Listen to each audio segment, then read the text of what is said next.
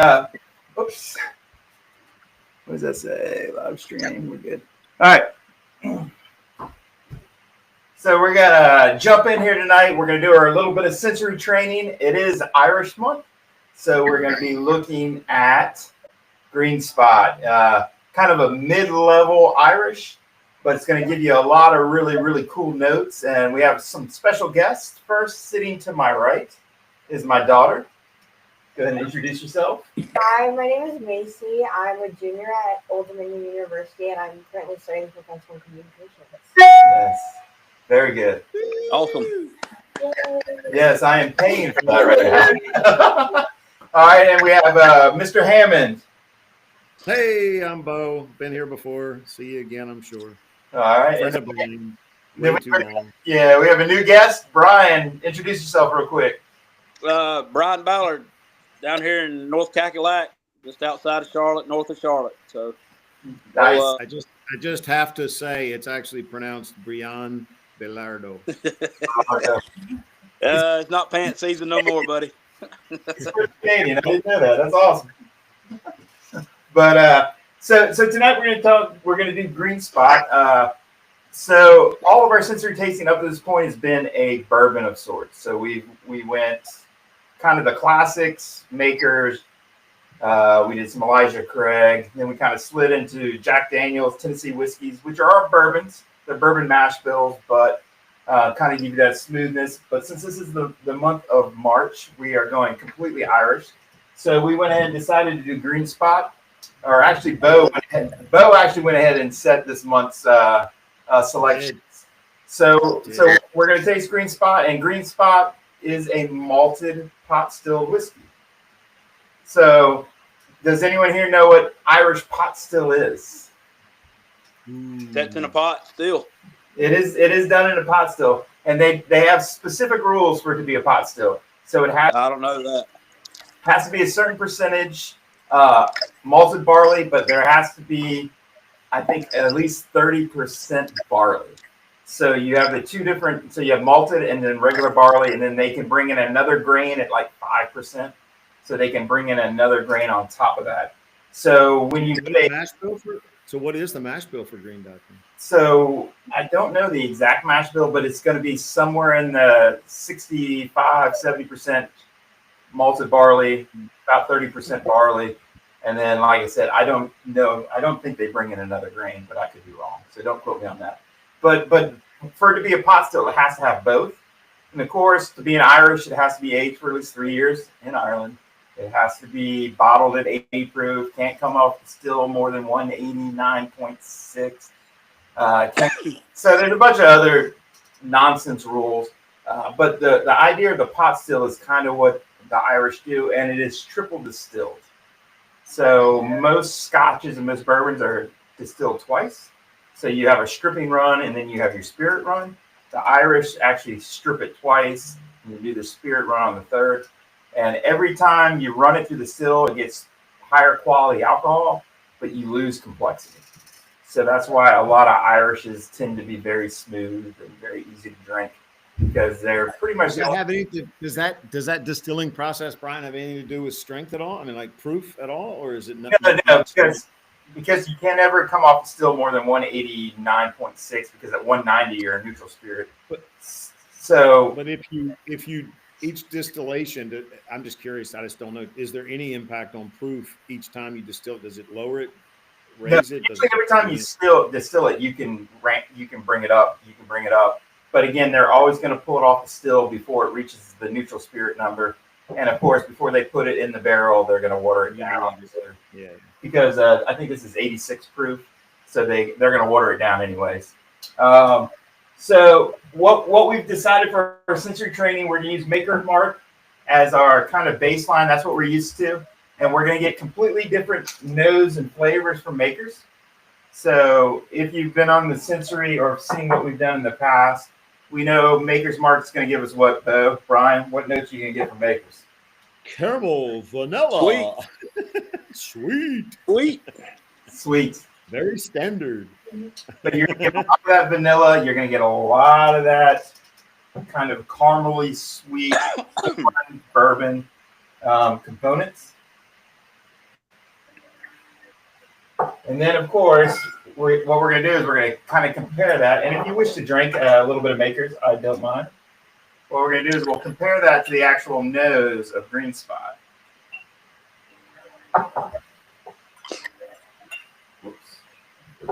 Well, Brian, I was thinking today, since we've done the Jack thing and we've done the Makers multiple times as a comparative, those kind of basic old number sevens and Makers that are very drinkable, and we've kind of found a new appreciation. There's almost like you know what happens when you do this enough, you start to, they're like almost like iced tea. Now they're like that's the staple. That's the, yeah, you can drink that anytime. Just chug it down real quick.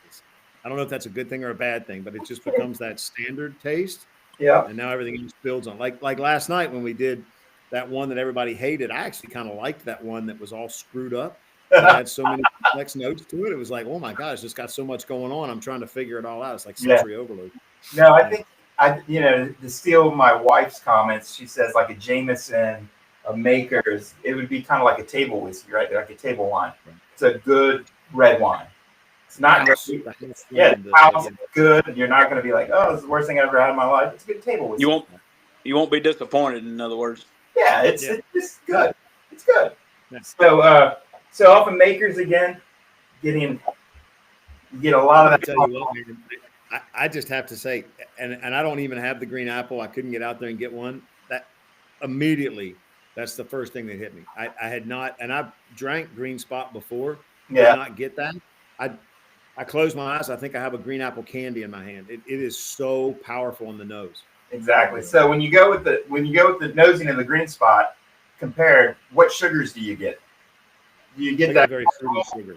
Do you get that caramel sweet, or are you getting like a different sugar? 100% different sugar. To me, it's a fruity sugar. It's a you bite into an apple, it's got a natural set of sugars. Not to steal the fact that it's a green apple flavor, but you bite into an apple, it's sweet. Typically, a good apple's got a nice sweetness to it. It's that type of sugar to me. So when you a lot of malted whiskeys are going to give you that orchard fruity flavor. So a lot of malts will give you that. Think of scotches. Think of a lot of Irishes. That the malt is going to bring in some of that kind of fruitiness. Where, like I said, inside of a bourbon, you're typically not going to get those flavors. That's really pungent for that flavor, though. Is that? I mean, and I know the answer to this is they don't add anything to it to give it that. But man, that is so. This is not an apple whiskey. This isn't Bird Dog. This isn't an apple whiskey. Added flavor. It ain't Captain Morgan apple there, but it is so pungent, though. It is so amazingly pungent. So the beauty of malts, you're gonna get nuttiness. You're gonna get the flavor of malts, which for a lot of bourbon drinkers they don't like. Like I know a lot of bourbon drinkers. You put a malt in front of them, and they're like, "That's just awful." But it's going to give you, again, it'll give you some nuttiness as well. You tend to get a lot of nut, almond, some of that. And but overall, it gives you a completely different nose. So the beauty is the nose between the GreenSpot and the nose between the Makers are just polar opposites. Yep. Exactly. When it turns me off. By the way, I went against the grain. Somebody's got to be different. I picked up that bottle instead.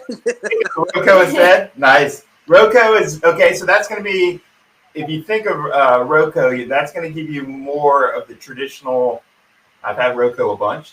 It's going to give you a much more traditional Irish. So you're going to get a lot of malt. You're probably going to get a lot of honey sweets.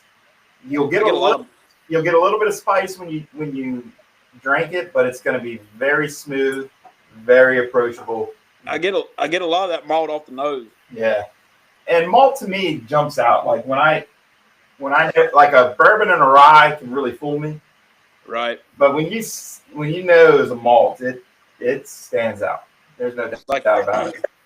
It's like at our dinners and our taste testing. I knew when I had one of these, I knew exactly what I was having.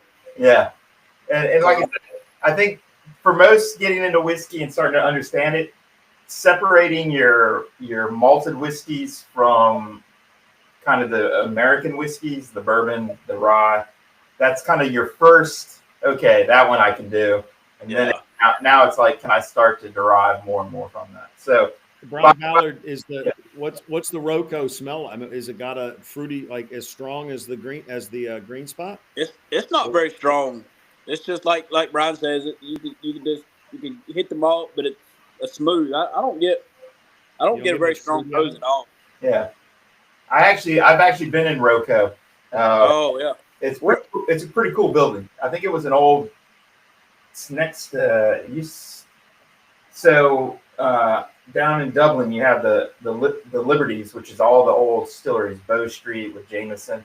There's about 8 or 10 actual distillers, all right there. Roco's got these. It's an old factory. These huge windows. You can see the stills. 2-3 stories tall. It's just massive. It's pretty cool looking. Yeah, I went to the store I work at and we were sitting there talking, and he said a lot of people like this, so I'm like, well, I'll try. No, I was on a budget, Bo. Yeah, you guys. I apologize. But listen, this is not a terribly expensive Irish flight we're doing. It's $75. It's $75 down here in North Carolina. My bad. It's expensive. I'm sorry. Yeah, it's not a yellow spot. I can tell you that much. GreenSpot here in Virginia is about $55 a bottle. So that's not bad there. Yeah, you guys got a little bit of markup. So what are your thoughts, Bo, on the GreenSpot when you taste it? Mason, what are your thoughts?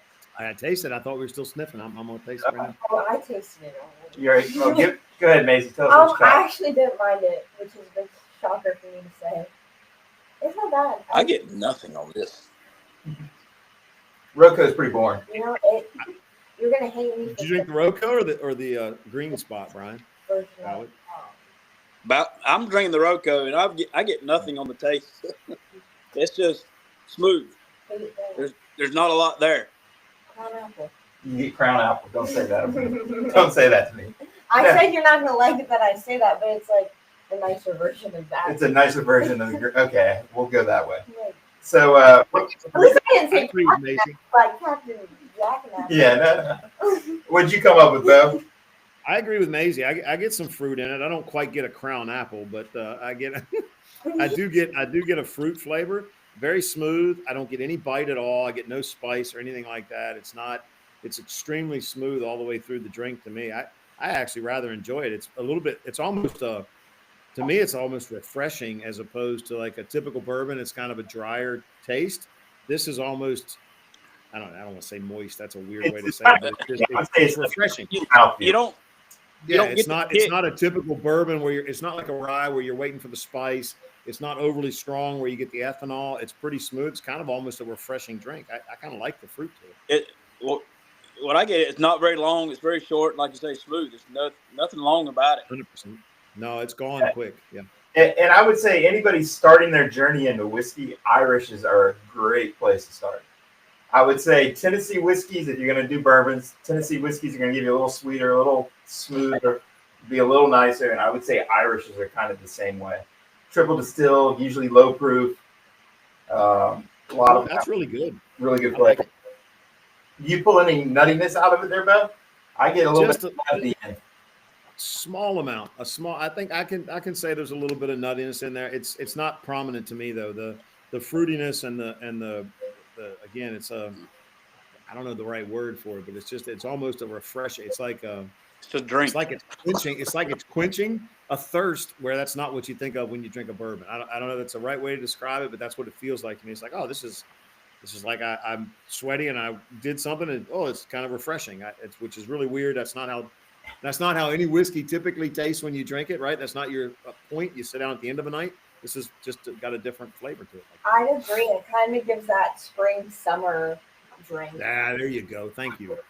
Put words to my idiocy here and just babbling. Thank you, baby. Communication majors, whatever. Yeah. My communication need like a lot. I like it. Good. Really good. So yeah, I would say finish on this is probably medium.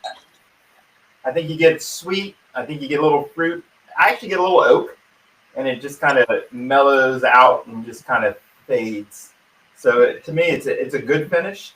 I would say I like the nose the best. I'd say taste second, finish third. I think kind of in the hierarchy how I enjoy it. I think the nice thing for me about the finish, so you get all that refreshing You have a good nose to it, so it feels good that way. And then it's almost there's a dry finish to it. So if I get any oak, it's at the very end after you've put it down and you've swallowed, and now you're kind of like, oh yeah, okay, I can tell it was in an oak barrel type of thing. So it has that kind of dry end to the thing for me. I can feel that a little bit, but that's not prominent to me. I enjoy the refreshingness about it. It's really good.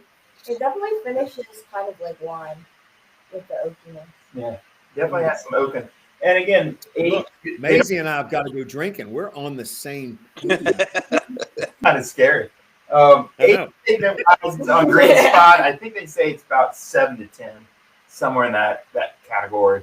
So for an Irish, that's about a 5-year bourbon. So it'd be on the younger side, but again, very good. And the really cool thing is the spot whiskeys. To kind of give a little history. The spot whiskeys were created by Mitchell and Sons in the late 1800s. They were wine cellars in downtown Dublin. So they actually went to Jameson, to Bow Street, and said, hey, we want to go ahead and start to age our own whiskey, because they had all these wine barrels that they were selling wine from.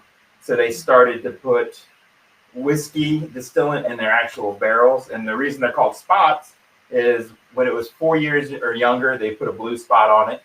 And then it would go green spot would be next, yellow spot, and then red spot.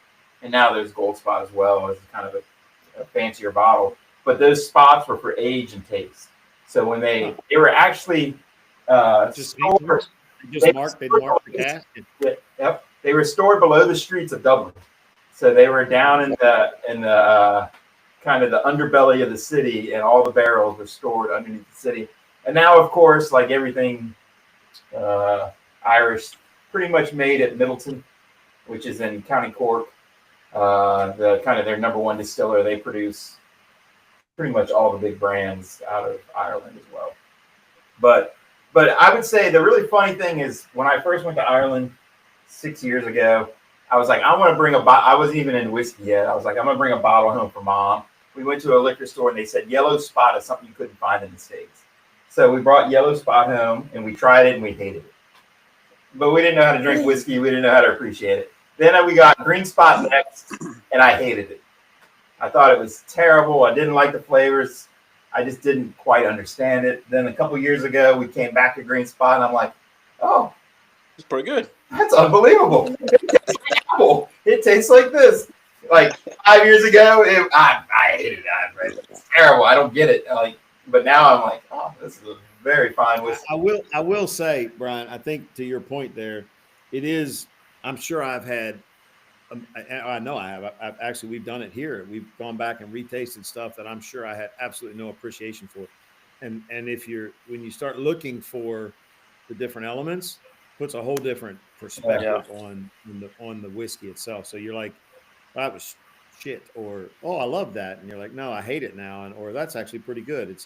I think when you start thinking through it, it does change it quite a bit, as opposed to just dumping a bunch of Coke on it or putting whatever, trying to put it into some cocktail. It's very different. So, Brian, what are some of your favorite Irishes? Do you have some favorite Irishes? I don't, because I don't normally drink it. But like what you said earlier is, this is probably something I should have started with, and I didn't. I mean, it's just smooth, and I never, I'm used to the bourbon having the bite, the pepper, the spice, all that, and then I'm drinking this, and I'm like, well, this don't taste nothing like what I'm used to. No. I mean, absolutely nothing. And I mean, I get a little bit of pecan with it, kind of a dry pecan. Yeah. It's not real sweet. It's just a dry one, like a pecan you just kind of shell yourself and eat it, just raw, basically. But I just don't drink much of it. I didn't have a bottle of Irish whiskey till I bought this one today. Nice. And the good news is Roe And Co is kind of your entry level, probably $30 a bottle. It's kind of an entry-ish. It is. Yep. So the good news is, like I said, from that you can kind of start to elevate, to kind of that next layer, and then you can kind of keep moving up. And I think, if you're starting to build a collection, you got to have one or two Irishes, because somebody's going to come to your house and want an Irish. Yeah. So it's important to have a couple. I'm not a Scotch fan, but I do have about 6-7 bottles of Scotch. So if somebody comes over and is a big Scotch fan, and I do have a Japanese bottle I'm willing to give away to anybody that wants it. Me too. Nice. Me too. Everybody has a Japanese bottle somebody gave them that they're now willing to give away to someone else. We'll have to do a Japanese week, though, because we got to figure it out. Because I'm telling you, same principle. It's got to be better than I think it is. Because every time I've tasted it, I don't like it. Go back 3 times on this whiskey. It has not gotten better for me. Well, Bo, next week we'll make Japanese whiskey next week in Indianapolis. There you go. There you go. There you go. Ashley Mason Is Maisie saying she likes it, though? I saw like a hand going up. did. I did. Actually, it wasn't bad the first time I had it. Yeah, All right. it's different. It's different. So, so overall, Bo, how would you, if you were going to rank this, what number would you give it? 1 to 5, and we'll give you halves as well. So it could be 1.5, 3.5, 2.5. What would you rank GreenSpot? Listen, I think it's a 3.5 for me. It's a very drinkable, very enjoyable pour. It's not the best thing I've ever had. It doesn't have the most complexity at all, but I did enjoy it, and it was refreshing. I that aspect was very different to me, and I liked it. So I put a 3.5 on it. All right. Brian Rocco, thinking now when you're thinking of your number, I want you to think of kind of your entry level Elijah Craig, your entry like the small batch Elijah, the makers, kind of put it in comparison to the entry models of the bourbon world. 6.5. What? very- It's a 5 scale. Oh, you said 1 to 10. He said 1 to 5. Oh, well, I'm going 3 flat. There you go. So It's par. Let's put it that way. it's par. Perfect. It's a par. That's the whole My point. bad. That's the whole point. It's been a while. I was like 6. I think that's how many putts he had on that hole. That did happen. Yes. Yeah. Guilty. Maisie, how would you rank your GreenSpot? I'd rank it a 4. A 4. That's cool. Very nice. I would go 3.5. I think it's a good solid. It's not 4 to me. Is man, that is like whoo. But I think it's good. It's definitely better than a par. But yeah, I would go 3.5. I think again, to me, anybody that kind of starts out in the whiskey world, I try to get them in GreenSpot pretty quick because it changes their perspective. Dave Higgins, who was on shows with us in the past, he was actually down in Orlando earlier in the week, and he was at a whiskey bar. We've converted him completely. So he's at a whiskey bar, and he was at an Irish whiskey bar. Then he's taking pictures. What should I have? What should I have? And they had all the spots. I said, do GreenSpot. And I said, if you do not enjoy it, I will Venmo you the cost of that if you don't enjoy it. He wrote me back 10 minutes later. He goes, yeah, you don't have to send that to me. I just ordered it. So, How many pours did he do before he got out of the bar? He said his wife might have to walk him home. If it's anything like what I got, it's very drinkable. I mean, it's just a good drink. Yeah, no, I get, like I said, I think Irishes are good. I know a lot of bourbon drinkers, bourbon, but I think expanding outside of the grain of corn and maybe rye, I think Irishes are cool too because they give you a completely different flavor than a Scotch. As Scotches tend to be more floral. They tend to bring the fruity notes, and a lot of Scotches will bring smoke in as well. Where your Irishes, they tend to be fruity, smooth, and don't really have a lot of the floral overtones. And I think that's why, like for me, the floral is just a turn off. A whiskey with a lot of floral notes, I just can't do it. So I think I walking into a Bed Bath and Beyond or a Bath and Body Works, and you just can't handle it. Your wife's looking for that certain thing, and your eyes are burning, and you're like, I gotta get out of here. Yeah, a lot of Scotches. I get that sensation from a lot. Now, there's some Scotches I really do like, but yeah, for a lot of them, they get a little too floral for me. So I think overall, I think this was pretty good. How does it compare to Bo? How did and also Brian with the Rocco? How's tasting the makers and then comparing it to the Irish? What notes did you really notice, Mason? Did you try the makers? No. The bite. The bite. The bite on the makers versus the other. Yeah. Right. Yes. It just bit more to me, and of course you just got your staple sweetness I to it. definitely has more of a bite. Yeah, American The makers had more of a bite. Makers Yes. or the The makers. Makers. yeah, right, yeah. Yeah, Well, yeah. Not I a mean, not a burn. Not a burn. no. Good bite. Yeah. Yeah, I mean, listen, Brian. I mean, listen. We're not experts. I'm not an expert by any means, but we've done enough of these now where you can see these commodity whiskeys, and I don't mean that to be ugly. It's just, I mean, it's a good whiskey. It's a good sip, but Maker's Mark, Old Number 7, they're very standard. They're very boilerplate, right? They're very caramel, vanilla, oak, right? I mean, it's just that's what they're playing to because that's easy. That's what people expect. That's what's going to play the game. That's what's going to sell a bunch of bottles. And these are meant to sell a bunch of bottles. Where you get to a GreenSpot or something, it's completely different from that at all. I mean, just hits you right out of the gate. And so when you put, great kudos to you for putting Makers against this, because you get that traditional bourbon thing, and you're like, oh yeah, there it is, caramel, vanilla, and then you put the GreenSpot to your nose, and you're like, bam, it hits you like hard. How different it is. Nothing alike. And Nothing alike. Nothing at all. I have a special bottle of GreenSpot up here. So this one's actually aged in Zinfandel barrels. Oh, sweet. It's supposed to be really, really good. I haven't yet to open it. I'll wait for you to come by, though, before we crack that one open. What do you think that's going to do to it, though? I mean, because it's got an apple flavor. You put a Zinfandel. Is that too much sweet? We're going to find out. I don't know. It's a date, baby. It's a date. When I was talking with a bunch of Irish people when I was last there, I was like trying to figure out what I want. And they about 2 or 3 different people said you should try the one out in the Zinfandel. It's very tasty. Really? Yeah, I don't know. I mean, listen, I can't frown on it, right? Because we went to the Virginia Distilling Company and we took all the different flavors, the cuvées, and all the things they have that are flavor, and they're really, really good. So maybe so. We'll see. Seems like with the fruitiness, of the GreenSpot, you put Zinfandel in there, you're going to get a super amount of sweet. But we'll see. We're gonna find out. We'll find out. Maybe. Stay tuned. That's the teaser, people. That's the teaser. But you're talking about all the traditional, but you see more and more and more of that going on. Trying to change that, your taste and just try different things, like the Manelope putting in rum. Or a lot of people do rum cast now, and they're just trying all kinds of different stuff. Yep. I'm sure some of it sells, marketing, whatever, but everybody's palate's a little bit different. So I don't know. But everybody's kind of doing that now. Yeah, there's all I'll say is they screwed beer up too when they started making those sours and putting it in these different casks. So I'm just saying they got to be careful how far they go. Yeah, I agree. Well, I agree. The beauty is there's so many whiskey types out there. You can definitely find something that fits your palate, and you that's for sure. So I think we might have made Macy almost a little bit of a whiskey drinker, other than a cocktailer. Maybe. Oh, a maybe. We'll take a maybe. That means I got a chance, right?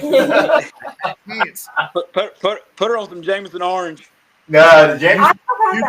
You two, Bailey and Ballard, you're both golfers. I was listening to ESPN on the way up here today, and they were like, as long as Tiger apparently got hurt again, I guess. Yeah, he's Achilles. Said, as long as he's in the tournament, like if he can even make it back to a major, if he's in it, he's got a chance. So there you go. He got a chance.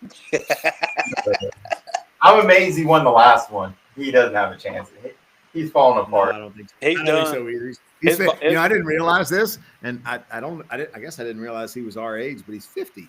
And I'm like, yeah, man, you're done, dude. His body can't take much more. Yeah, he wasn't very good to himself as a young kid. He did no. Now he can go have fun with all the ladies. Well, not even having fun with the ladies. He did the whole I want to be a Navy SEAL training and just beat his body. And for sure. That's true. His golf swing in the beginning wasn't really designed for his body to survive the issues. Very violent. So, yeah. But, no, I think I love Tiger and I love what he's done for golf, but he's, a 15-year-old blowing his Achilles. Those NFL guys, that ends their careers in their 30s. So, I don't know. We'll see. I didn't mean to distract. I just meant to say, Maisie, we have a chance. You're going to be a bourbon drinker, girl. She needs to be. Or a whiskey drinker. Sorry, you ain't much of a choice. You don't have much of a choice. I mean, if you come home and you want to have anything, you have but one choice because there's 3 shells, 200 bottles, and 15 years worth of bourbon to drink.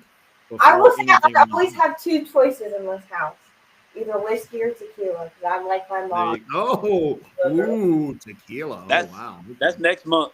I'm down for that episode. We would, but Bo said tequila makes his clothes fall off, and we don't want to do that. Can you sell it as a all right, guys, we're gonna have a bourbon tasting. Buy this one, and one of them's a tequila. You think you can fool us? I Like, think. Well, you got to remember, tequilas are aged. They're aged, and you got mezcals are definitely aged in casks. So I asked that because I went to Mexico on a business trip.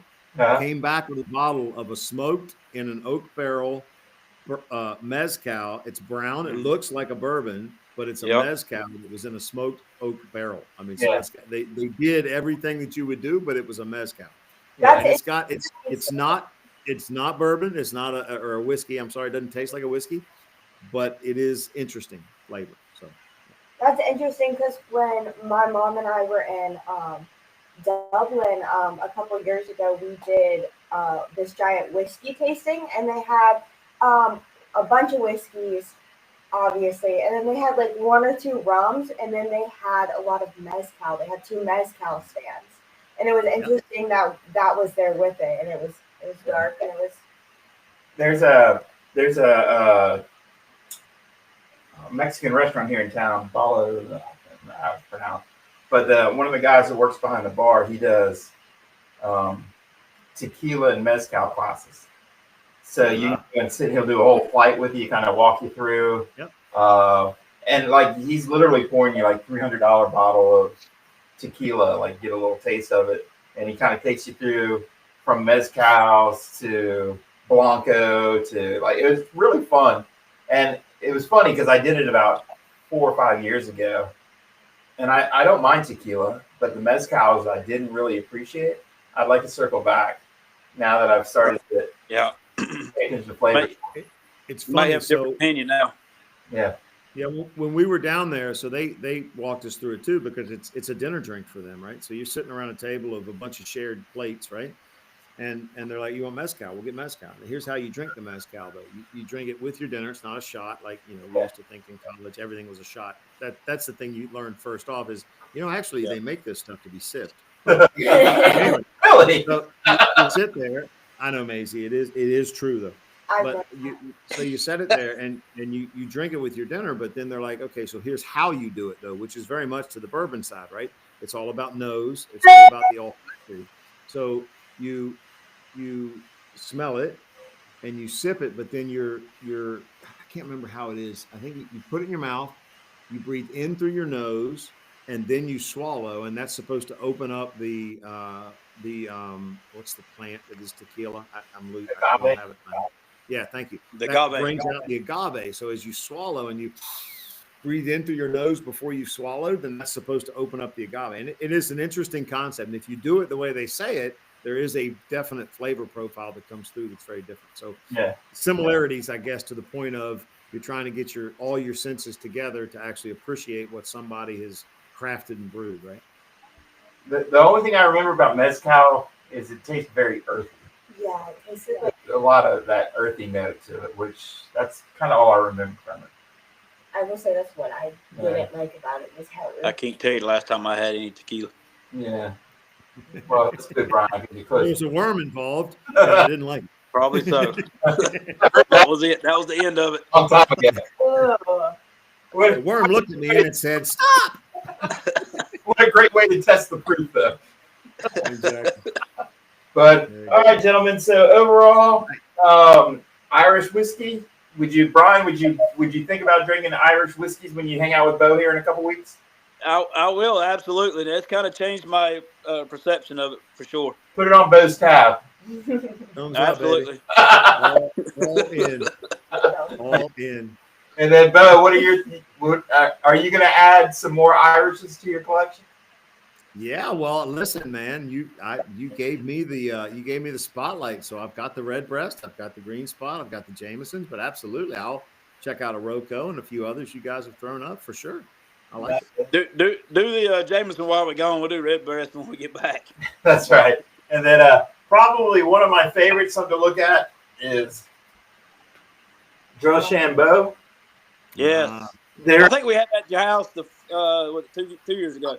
I think. Yeah, that one's going to give you they use oat in the pot still, so their third grain is oat, and you get a lot of spice from that, so it's going to give you a lot of the same taste as a bourbon on the back. Name me another whiskey that has a heavy oat to it. I mean that because I don't know it. I don't know that I've tasted an oat heavy.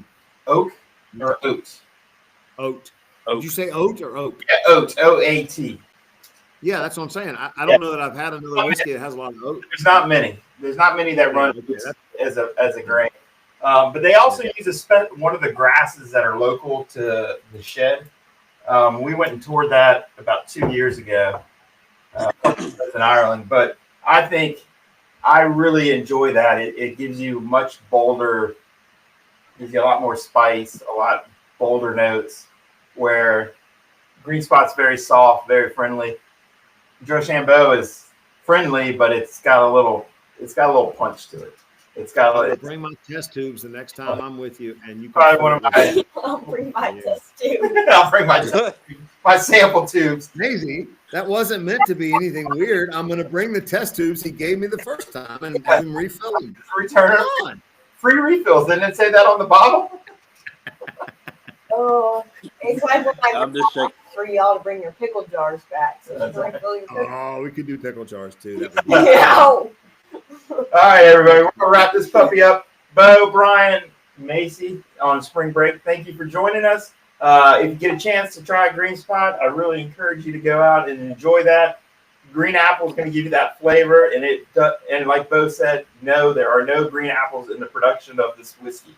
It is done with just the malt, the type of barrel, and how long it's been aged that kind of gives you the flavor profile. And then I know when we were at Virginia Distilling Company, they were talking about when they start pulling different notes such as pineapple, coconut, that they're able to start to tell you how many years in the barrel it is to start pulling these notes. So that's where we're getting the green apple flavor from. Roco, again, I think is a great entry whiskey. I think it's I really enjoyed it. I think it's a good whiskey, and I was pleasantly surprised. And again, it's the beauty, and it goes really well. Like I said, the beauty of a Irish and an old fashioned, you're going to get the sweeter, softer notes. So it completely changed the profile of your old fashioned, and again, that goes back to cocktails. By changing the grain, by changing that, I mean you can take a very generic old-fashioned recipe and just really change its entire profile just by changing the whiskey. So don't think that every time you go to your favorite watering hole that it has to be Bullet or it has to be Life Craig small barrel or small batch, or you can expand out of that and try some different flavors. So thank you, gentlemen, again, and we will be back next Wednesday. We're going to be doing Jameson GreenSpot again, and then we're going to do Redbreast, and then the next month we're going to the Rockies. We're going to be looking at High West, Old Elk. We're going to be looking at a lot of the whiskeys kind of from the Rocky Mountains. So thank you, boys, again, and we'll do this again. And Brian, thanks for showing up, and wish your baseball team luck. Appreciate it, man. All right, cheers, guys. See y'all. See ya. Perfect.